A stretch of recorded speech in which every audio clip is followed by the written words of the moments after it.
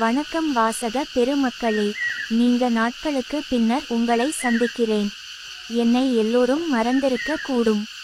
அதற்காகவே உங்களுக்காக மற்றொரு கதை தொகுப்பில் உங்களை சந்திக்க வந்துள்ளேன். இது ஒரு பெண் எழுதுவது போல இருக்கும். வாருங்கள் கதைக்கு செல்லலாம். என் பெயர் ஜனனி. வயது 36. எனக்கு 25 வயது இருக்கும் போதே எங்க வீட்டில் என்னை திருமணம் செய்து வைத்து விட்டார்கள். நான் பார்க்க கொஞ்சம் மாநிறத்தில் இருப்பேன்.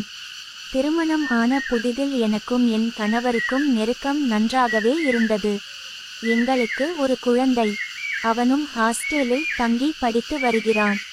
இப்போது எல்லாம் என் கணவர் என்னிடம் பாசமாக பேசுவது தொடுவது எதுவும் இல்லை. நானும் அவர் வேலை அதிகமாக இருப்பதால் தான் இப்படி இருக்கிறார். எங்களுக்காக தான் கஷ்டப்பட்ட உழைக்கிறார் என்று நானும் அவரை கட்டாயப்படுத்துவதோ கேட்பதோ இல்லை. இப்படியே எங்கள் வாழ்க்கை சென்று கொண்டு இருந்தது. ஒரு நாள் காய்கறி வாங்க கடைக்கு சென்று இருந்தேன். அப்போது என் கணவர் ஒரு பெண்ணுடன் பைக்ல செல்வதை பார்த்தேன். அது யாராக இருக்கும் என்று யோசித்து கொண்டே என் வீட்டிற்கு வந்து விட்டேன். சரி, அவரிடமே கேட்கலாம் என்று இரவு வரை காத்திருந்தேன்.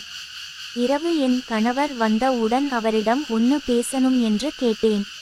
கணவர், என்ன பேசணும் சொல்லு. ஜனனி, இன்று காய்கறி வாங்க வெளியே போனேன். அப்போ உங்கள வேற ஒரு பொண்ணு கூட பார்த்தேன். அதற்கு அவர் ஏதாவது உள்ளிட்டு இருக்காது, அப்படி இப்படி என்று திட்டிக் கொண்டு இருந்தார். நான் விடாமல் அதையே சொன்னேன். அதற்கு உடனே என் கூட கட்டில் சுகம் தரலைன்னு இப்படி என் மேல பழியை போடுறையா என்று கேட்டார். ஜனனி, நான் ஒன்றும் உங்க மேல வீண் பழி போடவில்லை. பார்த்தது தான் கேட்டேன். அவர் என்னை கொஞ்சம் அசிங்கமா திட்டிட்டு போய்விட்டார். நான் அழுது கொண்டே என் ரூம் சென்று விட்டேன். அதன் பின்னர் அவருடைய நடவடிக்கை எல்லாம் மாறியது. அடிக்கடி இரவில் தாமதமாக வந்து கொண்டு இருந்தார். தினமும் தாமதமாக வருகிறீர்கள் என்று கேட்டேன்.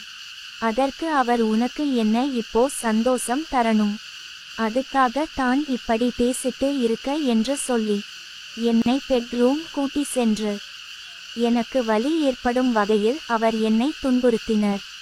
இதுக்கு தானே இப்படி எல்லாம் பண்ற என்று சொல்லி திட்டி விட்டு சென்று விட்டார்.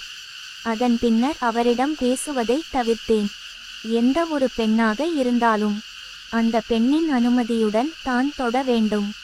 விருப்பம் இல்லாமல் செய்வது ரொம்பவே தவறு. எந்த ஒரு பெண்ணும் அன்பை மட்டும் தான் எதிர்பார்க்கிறாள். வேற எதுவும் எதிர்பார்த்து புகுந்த வீட்டிற்கு வருவது இல்லை. நான் பேச தவிர்ப்பதை அவருக்கு சாதகமா வைத்து கொண்டு அந்த பெண்ணையே வீட்டிற்கு அழைத்து வர ஆரம்பித்து விட்டார். தினமும் அந்த பெண்ணை கூட்டிட்டு வந்து அந்த பெண்ணுடன் ஆட்டம் போட்டு கொண்டு இருந்தார்.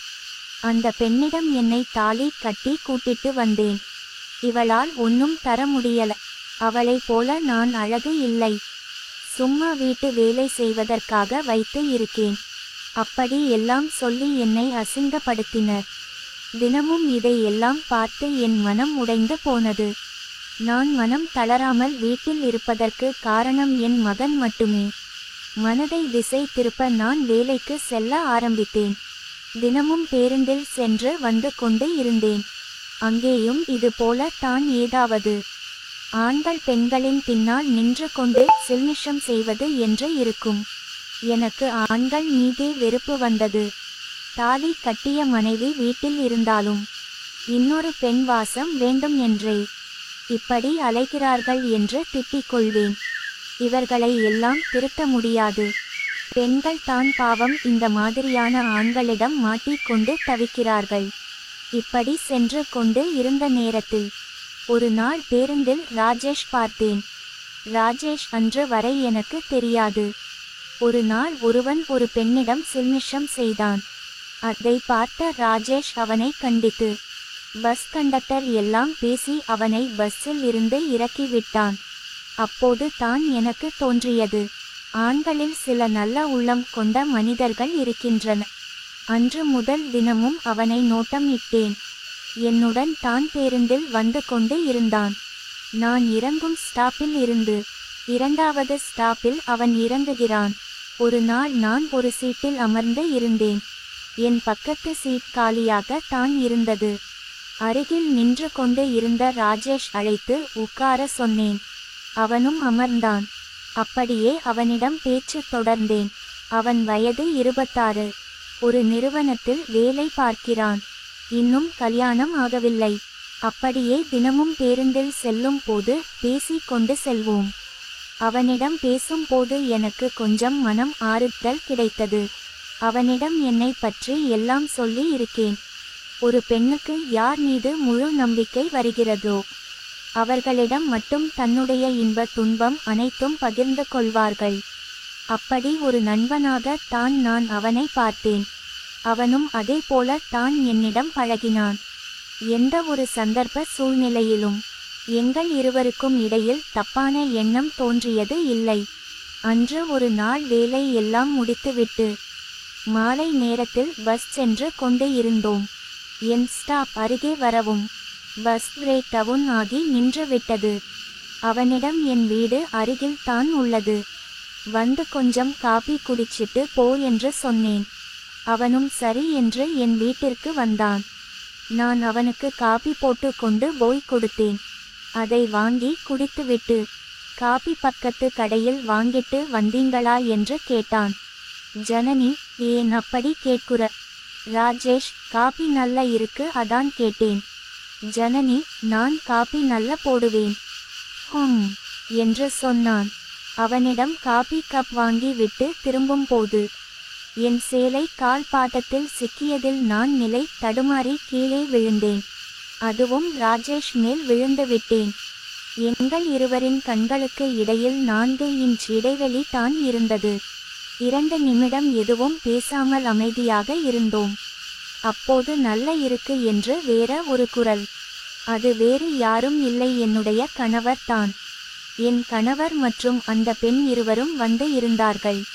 கணவர், சபாஷ், இவனை தான் நீ வச்சிட்டு இருக்கையா? ஜனனி, நீங்களா ஏதாவது பேசாதீங்க. கணவர், அதான் நான் நேரடியா பார்த்துட்டேன். இவனுக்காக தான் வேலைக்கு போறியா? ஜனனி, அசிங்கமா பேசாதீங்க. கணவர், நீ தான் அசிங்கமா பண்ணிட்டு இருக்க. ஜனனி, நான் ஒன்னும் உங்களை மாதிரி இல்லை.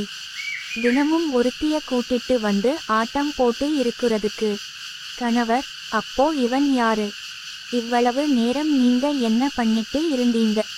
ஜனனி, அது தெரியாம கீழே விழுந்துட்டேன். எங்களுக்குள்ள அப்படி தப்பான எதுவும் இல்லை.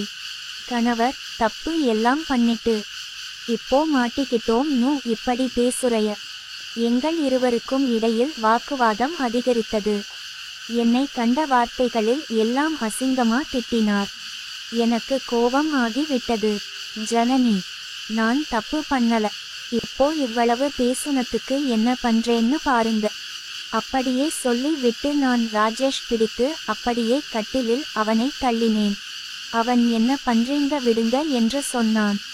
நான் அவன் சொல்வதை எல்லாம் கேட்காமல் நான் என் சில்மிஷத்தில் அவனிடம் காட்டினேன். என் கணவரை பார்த்தால் என் கணவர் கோபமாக இருந்தார். என் கணவர் இன்னும் கோபம் ஆகி என் அருகே வந்து என்னை எழுப்பி அடிக்க பார்த்தார். நான் அவர் கை தடுத்து நிறுத்தி பலார் என்று அவர் கன்னத்தில் அறைந்தேன். அதை பார்த்ததும் என் கணவருடன் வந்த பெண் அங்கு இருந்து ஓடிவிட்டாள். நான் தப்பு பண்ணினேன்னு சொல்லி தானே என்ன அசிங்கப்படுத்தின. அதை அப்படியே பண்றேன், நீயே பாரு என்று சொல்லிவிட்டு முதலில் கணவரின் மீது உள்ள கோபத்தில் ஆரம்பித்து இப்போது வெள்ளத்தில் மூழ்கி இருந்தோம் நானும் ராஜேஷ். இதுவரை என் கணவருக்கு கூட இது போல பண்ணியது இல்லை என்பது போல நான் ராஜேஷிடம் நடந்து கொண்டேன். நான் இன்று ராஜேஷ் கூட இருந்தேன், அதுவும் என் கணவரின் கண்முன்னே. அப்படியே இருவரும் கட்டிலில் படுத்து இருந்தோம். அங்கே என் கணவரை காணவில்லை. பின்னர் என்ன நடந்து இருக்கும்? தொடரும்.